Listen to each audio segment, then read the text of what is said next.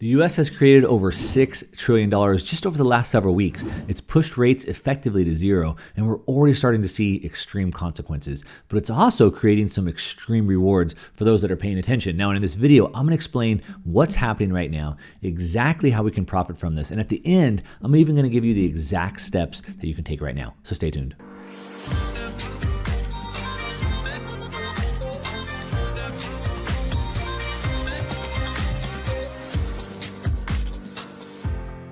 All right, welcome back. If you're new to the channel, my name is Mark Moss. I like to talk about making money, investing money, having just overall success. So if you like those topics, make sure to click the like button right now so more people see the videos, and hit the subscribe button and the bell notification so you're notified every time I put some of these videos out. Now, at the end of this video, I'm gonna give you some exact steps that you can take right now to take advantage of the situation that's shaping up. If you don't wanna wait, go down to the description and you'll find a free download right there. You can get some of the information. All right, but hopefully you stick around because I want you to get these actionable steps. Now, this video is continuing on from the previous video I just did. I put it out on Tuesday, but I don't know when you're watching this video, but I just put it out previous to this. And basically I was breaking down Warren Buffett's Berkshire Hathaway annual meeting. And I was talking about how he's not buying the dip, how it's not what he's saying, it's what he's doing, right? So he's not buying the dip. He's sitting on massive amounts of cash. He's sold all his airline stocks. Like I said, he's sitting on a record amount of cash. It's about $140 billion of cash. And I left off with a quote from his meeting. And he said, if you're going to have negative interest rates and pour out money and incur more and more debt relative to productive capacity, we may be facing a period where we're testing that hypothesis with a lot more force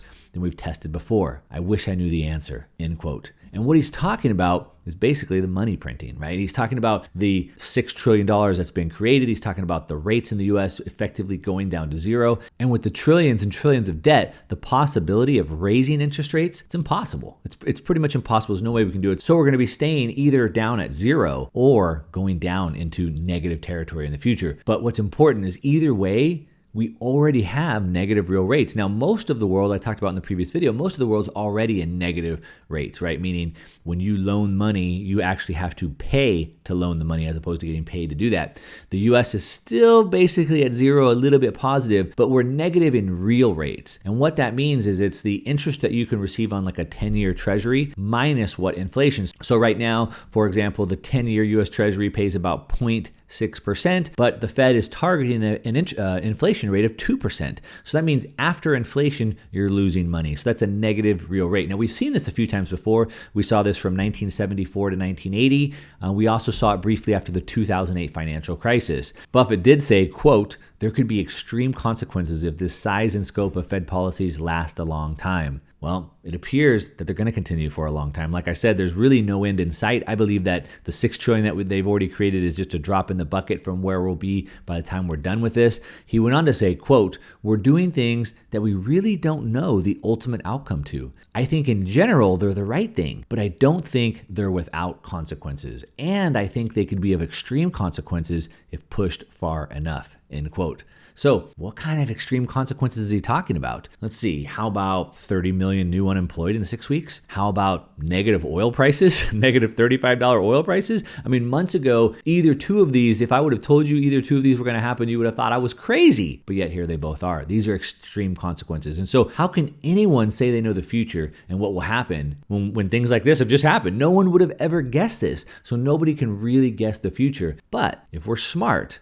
and we're paying attention to what's going on, we can at least try to get pretty close, all right? We can try to get close to correct, all right? We don't have a crystal ball, but we can try to get pretty close. So let me suggest a few things that I think we're gonna see. So first, if you're holding cash, that's not the worst thing, all right? That's what Buffett's doing. Now, if you've been following my channel, you know that I always say success leaves clues. So I like to find other successful people, do the same things they're doing, and hopefully I have the same success as they're doing, right? So what's Warren Buffett doing? He's sitting on cash, $140 billion of cash. Now, I'm not saying you need to hold $140 billion of cash, but at a bare minimum, you should be having an emergency fund of cash. Now, this is more evident than any time ever in history because everybody's in basically an emergency right now. We don't know how long it's going to last. And I bet every single one of you watching this video wishes you had more money in savings right now. So we want to have at least an emergency fund. I like to say at least 3 months of living expenses in cash at a minimum. I think, obviously the more the better, 6 months, a year, if you can get up to there. As far as your investments, I think right now, especially right now,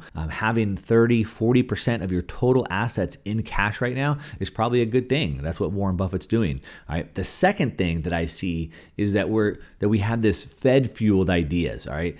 And now this is something I've been pounding the table on for about a year. When I say Fed fueled, what I mean is easy money, right? The printers, the easy money, the debt creation, et cetera, the $6 trillion. So we have easy money being printed. At the same time, we have rock bottom interest rates, basically zero, negative real rates, right? So that's what Buffett's talking about. Now you see, when the Fed and the central banks print money and real rates turn negative like they are right now, what happens is hard assets, ones that the Fed can't print more of, I'm talking about gold, I'm talking about Bitcoin, they're likely to rise, right? So they print more money, real rates turn negative, but hard assets, gold and Bitcoin, they're likely to rise. And based off the current situation, we expect things to continue. I think real rates should remain negative at least for the foreseeable future. I don't see how we get out of this. We see the 10-year treasuries yielding only 0.6%. All right, so that's going to only probably trend down and down and down.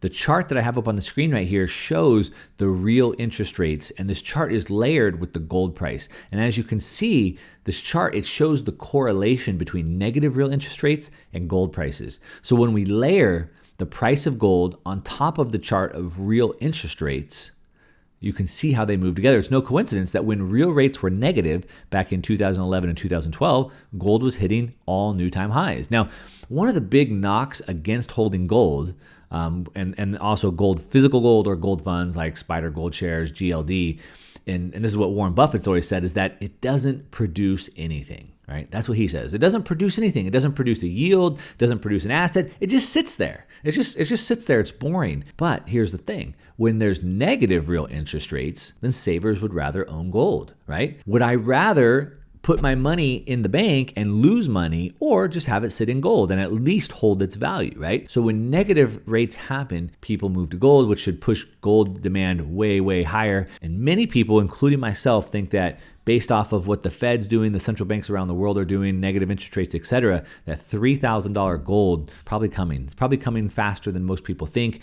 And again, we're talking about extreme consequences. I listed a couple. This is one more extreme consequence of the actions. This is something that Warren Buffett was talking about. Now, it's worth noting that Buffett never specifically said gold at any point. Like I said, he doesn't like it. He said it's never produced anything. He never said gold at any point. However, what he did say, though, he talked about having his cash. He talked about having U.S. treasuries. But when he was asked about what's Berkshire's defensive positioning, he said, quote, "Our position will be to stay in Fort Knox." Boom. Now, of course, he wasn't talking about gold in Fort Knox. That's where the U.S. keeps its gold. He wasn't saying they're keeping it in gold, but he's basically saying he's protecting it. It's in Fort Knox. But it was an interesting analogy what he said. And like I say, right, success leaves clues, follow success.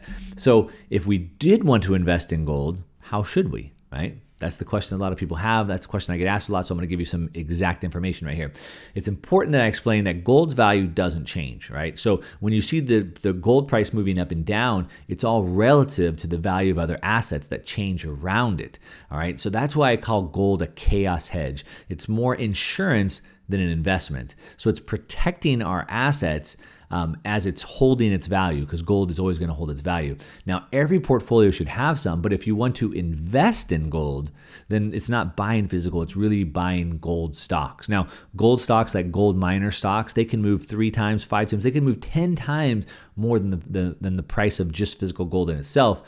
That's an investment, right? So now, not all gold stocks are the same. Don't just go out and buy any of them. There's actually a lot of really, really bad ones. An easy way to do this is that you can buy into gold stocks through like an ETF, and then you can buy like a basket. Direxion, they have a couple that have performed great this year. They have JNUG, they have NUGT. Those are leveraged ones. We also have Sprott Gold Miners. It's SGDM. So there's 3 different ETFs that you can buy, a basket of gold miner stocks. And that does pretty good, but the real returns are going to come from being in the very best companies, not mixed up in the ETFs. The ETFs are good because some are winners and some are losers, and you kind of average it out. But if you can pick the good companies, you can way outperform those ETFs. And if you want to know how to find the best companies, then you have to learn how to value them, how to look at them. And so I'll put together a free report down in the description. You can download the report for free, and it just shows you how to value the company, what you should be looking for, how to find out how much they're worth, how to figure out how much they'll be worth in the future if the gold price rises, etc. And again, it's my free gift to you. You can download it in the notes down below. And like I said, it's crucial to find the best stocks. But either way, I hope this helps. I've given you a couple names. I've given you the free report to find out how to value the gold stocks on your own. So hopefully you like that. Give me some thumbs up on that if you like it. If you don't like it, give me a thumbs down. But either way, leave me a comment. Let me know what you think. Let me know if you think that gold's going to go up to $3,000 and if you're going to be buying gold stocks. As I always say, to your success. I'm out.